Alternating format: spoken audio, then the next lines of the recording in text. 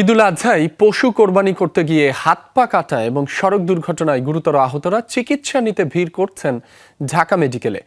বৃহস্পতিবার সকাল থেকে গভীর রাত পর্যন্ত 2 শতাধিক মানুষ নেন চিকিৎসা। রাতেও জরুরি বিভাগে রোগীদের অত্যাধিক চাপ দেখা যায়। এদিকে ঘন্টার পর ঘন্টা অপেক্ষা করেও চিকিৎসা না পাওয়ার অভিযোগ তুলে তীব্র ক্ষোভ জানান আহতদের স্বজনরা। তাদের এসব অভিযোগের বিষয়ে মেডিকেল কর্তৃপক্ষের কোনো মন্তব্য পাওয়া যায়নি।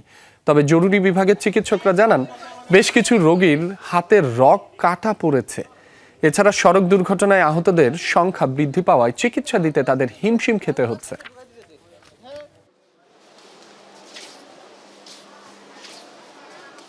4টা বাজে আসার পরে তো এখানে সিরিয়াল দিছি, তো বলছে নাম ধরে ডাকবে।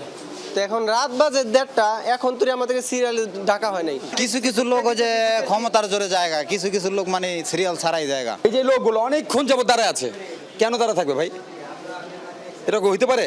যার ক্ষমতা আছে হ্যাঁ ঢুকতেছে এখানে, কিন্তু আমরা নিরহ লোক, আমগো কোনো ভ্যালু নাই।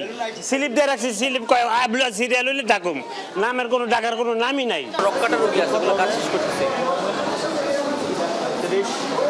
রক্কাটা ওইগুলো মোটামুটি অনেকক্ষণ সময় লাগে।